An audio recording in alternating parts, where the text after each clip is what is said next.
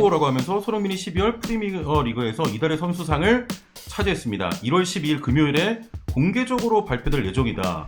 저기서 9월 이달의 선수상 수상했을 때도 유출을 하긴 했었거든요. 예. 그럼에도 손흥민 선수가 탈 가능성이 매우 높아 보이긴 그렇죠. 한다. 왜냐면은 그 손흥민 선수가 이달의 선수 후보에 이름을 올린 8선수 중에서 가장 공격 포인트가 많아요.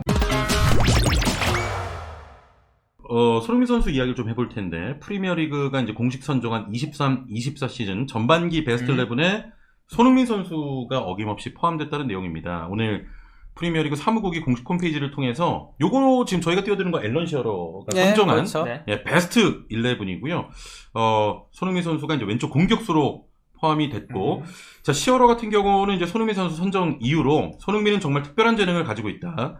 손흥민이 골문 앞에서 볼을 잡으면 나는 손흥민이 골을 넣을 것으로 확신할 정도라면서 이제 특급 공격수로 좀 인정을 했고, 뭐 당연하게도 20경기 12골 5개 도움이니까 충분히 뭐 베스트 11 그럼요. 전반 베스트 11 지금 선정할 만한. 왼쪽 측면 공격수 자리는 손흥민, 예. 오른쪽은 살라. 이거는 이제 확실해요. 예. 지금 그럼요. 전반기까지는. 예. 그리고 전반기까지는 이 두 선수가 프리미어리그 최고의 선수죠. 그렇죠. 그쵸? 뭐 팀 내에서 너무 막대한 영향력을 또 끼치기도 했고요. 예. 자, 손흥민 선수가 이제 포함이 돼 있는데, 여기 조금 이견 있는 선수들 어떻게 있어요? 어떻게 보세요, 두 분은? 저는 뭐 크게는 없다라고 생각하는데, 그러니까 사실 우도기가 조금 약하긴 하거든요. 근데 우도기가 왼쪽 풀백을 생각을 해보면은 다른 선수가 딱히 없어요. 딱히 없죠. 예.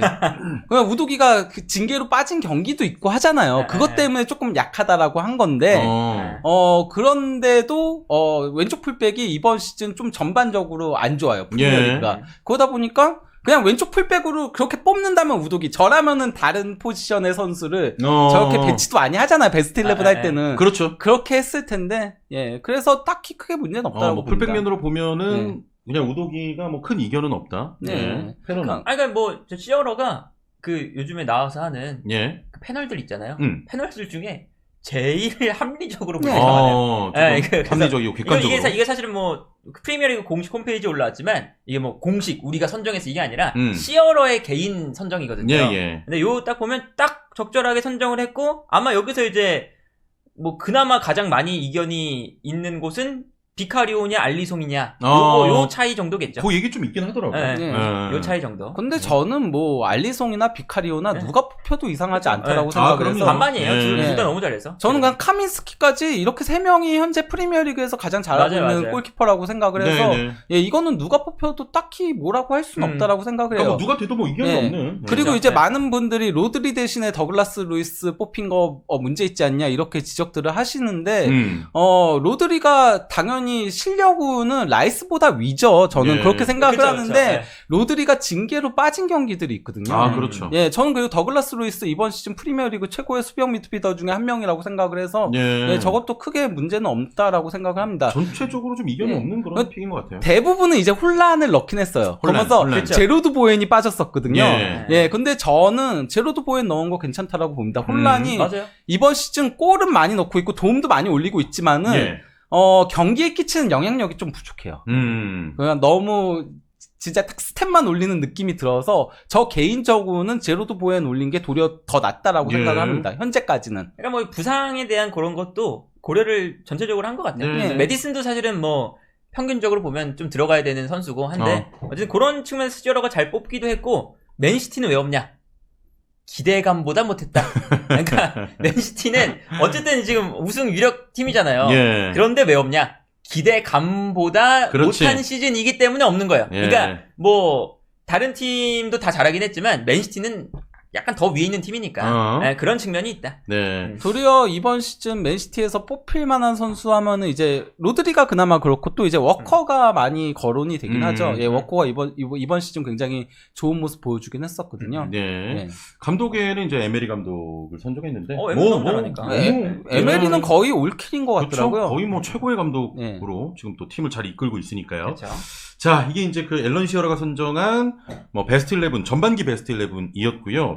자, 그리고 지금 손흥민 선수 이달의 선수상 후보에 올라가 있지 않습니까? 뭐 솔랑키라든지 아놀드와 함께 쿠냐라든지 올라가 있는데, 이게 지금 이달의 선수상 유출 이런 얘기가 나와요. 저 띄워주시면 손흥민 선수가 12월 이달의 선수상에 받는 것이 좀 유출됐다는 그런 내용인데 팬페이지 같아요. 속보라고 하면서 손흥민이 12월 프리미어 리그에서 이달의 선수상을 차지했습니다. 1월 12일 금요일에 공개적으로 발표될 예정이다. 그 저번에는 그 게임 그 카드로 이렇게 유출된 거 같은데 이거는 좀 색다른 팬페이지에서 얘기가 나온 것 같아요. 저기서 9월 이달의 선수상 수상했을 때도 유출을 하긴 했었거든요.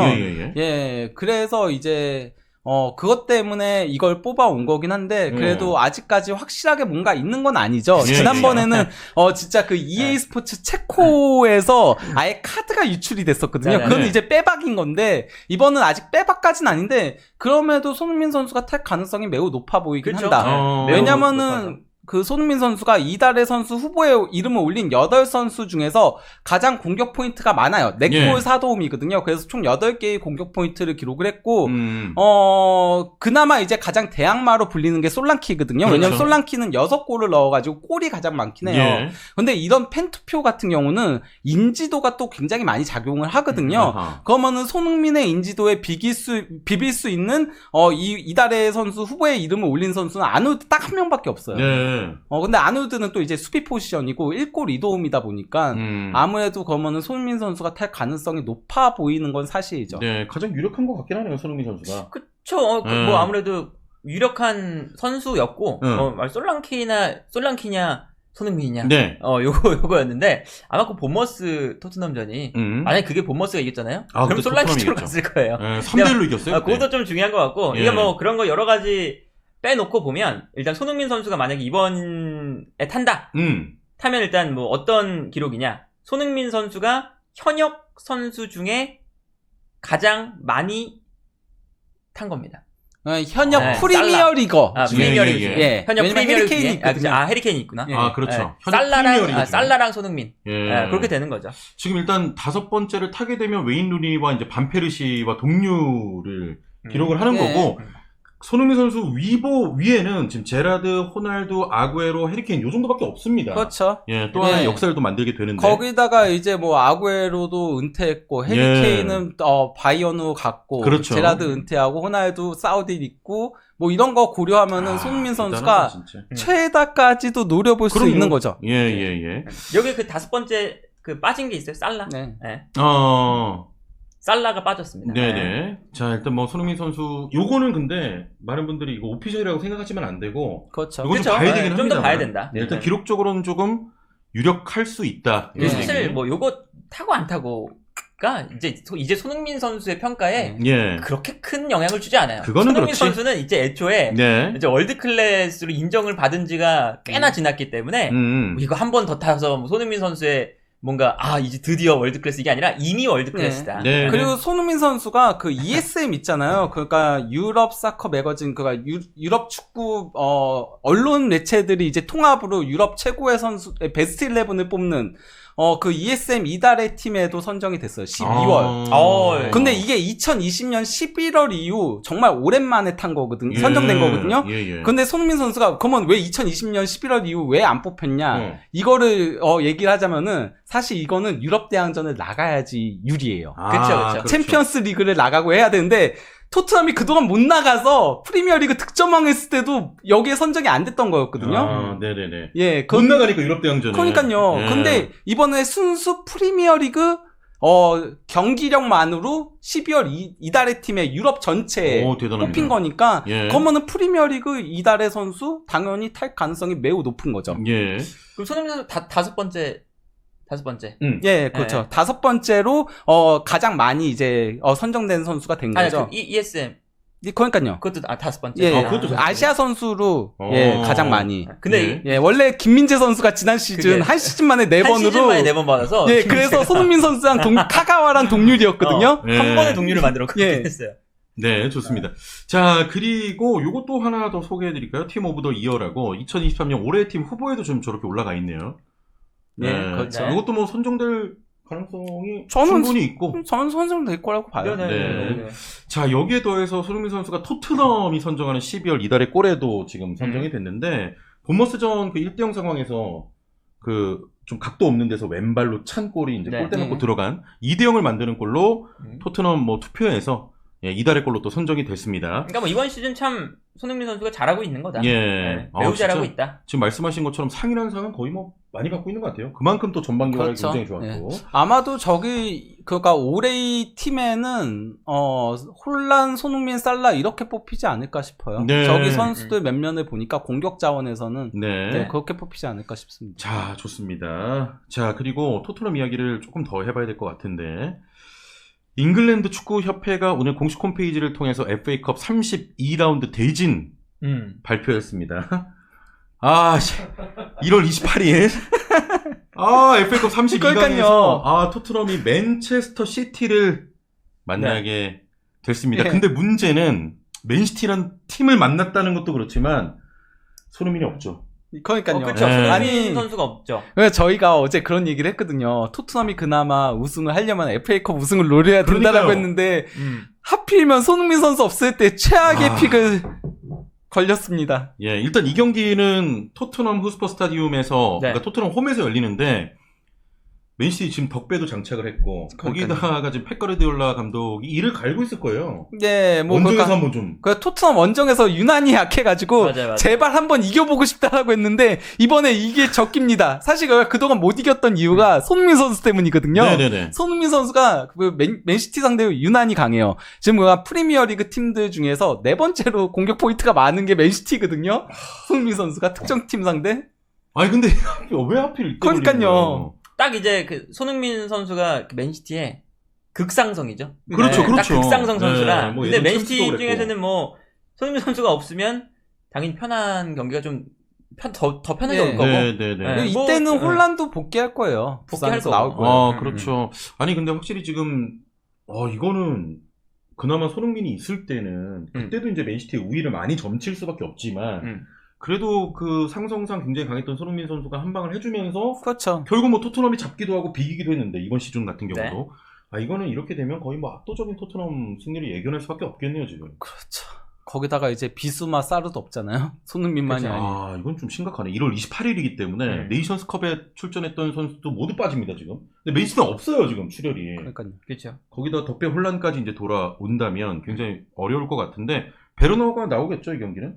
뭐 영입이 돼서 오피셜이 나오면 예. 나오겠죠. 그리고 뭐 드라구신 얘기도 나오니까 드라구신도 영입돼서 나올 수도 있는 경기다. 예. 그리고 맨시티 같은 경우는 이제 어쨌든 이 FA컵을 통해서 계속 이제 어쨌든 지난 경기에 그 부상 복귀한 데브라이너. 근데 데브라이너가 사실은 아직까지는 선발 핏이 아니래요. 네네. 저 때는 근데 아마 선발 정도의 컨디션이 올라올 수도 있죠. 그렇겠죠. 왜냐면 지난 경기 그래도 58분에 교체 투입됐으니까 상당히 빠른 시간에 교체 투입된 거거든요. 예. 예. 근데 그 어시스트도 기가 막히던데. 그러니까 어시스트만이 아니고 그쵸. 더브라이너 들어오니까 진짜. 맨시티의 공격 자체가 달라졌어요. 들어오는 순간 3골이 터졌기 때문에. 네네. 이게 지금 손흥민 선수가 하필 없을 때 이제 32강에서 맨시티를 맞이하게 되는데 뭐 조금이라도 방법은 없을까요 토트넘 입장에서? 버텨서 비겨서 재경기 끌고 가서. 근데 이거 재경기하면 아시안컵 이후로 모르겠어요. 그게 일정 봐봐야 돼요. 왜냐면은 되게 빨리 잡혀요. 예, 빨리 잡히긴 하는데 지금 그 사이에 넣을 만한 일정이 없어요. 그러면은 만약에라도 어찌됐건 버텨가지고 비기면 어찌 되면 이제 저 재경기를 해야 되는 상황이잖아요. 그러면 그때 좀 손흥민이 돌아오고 이렇게까지 기대해 볼 수 있겠네요. 그렇죠. 근데 둘 다 한 판이 끝나는 게 좋아요. 맨시티도 그렇고 토트넘도 그렇고. 질 것도 그렇고 이길 것도 그렇고. 왜냐면 두 판을 하면 리그에 일정이 있어서 어떻게 하든 승부를 내는 게 두 팀한테 다 이득이다. 하필 왜 맨시티요? 하필. 알겠습니다. 비기면 이제 맨시티 홈으로 가서 치르는 거죠. 만약 재경기를 치르게 되면. 그렇죠. 그럼 바뀌게 되죠. 아무튼 뭐 맨시티 입장에서 보아도 사실은 맨시티가 만나기 껄끄러운, 그러니까 보시면 만날 팀 많거든요. 근데 그렇죠. 토트넘 만난 건 맨시티한테도 안 좋은 거예요. 맨시티도 어쨌든 더 쉬운 팀 만나서 요 정도 라운드에서는 그래도 4라운드 정도에서는 쉽게 갈 때가 많거든요. 네네네. 한 8강 이때부터 이제 좀 본격적으로 만나게 되는데 여기서부터 토트넘을 만난 건 뭐 가르디올라 감독 입장에서도 그렇게 좋은 소식은 아니다. 그래도 가르디올라 감독은 그 생각은 할 수 있겠죠. 마침내 토트넘 원정 한을 풀겠구나. 그러니까 원정에서 굉장히 약했던 맨시티이기 때문에 이게 어떻게 보면 펩 가르디올라 감독의 맨시티 입장에서는 절호의 찬스가 또 될 수 그렇죠. 있겠습니다. 네. 요 말고 좀 다른 기대되는 경기 있나요? 다른 대진을 좀 봤을 때? 그냥 저게 너무 눈에 들어와 버려가지고요. 예. 다른 데는 거의 그나마 뭐 급이 맞는 건 풀럼하고 뉴캐슬. 그렇네요, 그렇죠. 그렇네요. 예, 그러니까 64강에서 이제 아스널 리버풀 이후에 다른 의미에서 급이 맞는 거는 이제 뭐 팰리스 에버턴 승자와 루턴 타운 볼턴 승자. 그렇죠. 거기도 있죠. 알겠습니다. 아무튼 네. 토트넘이 이제 그 32강에서 또 맨시티를 상대한다. 이렇게 좀 안타까운 소식 전해드렸습니다.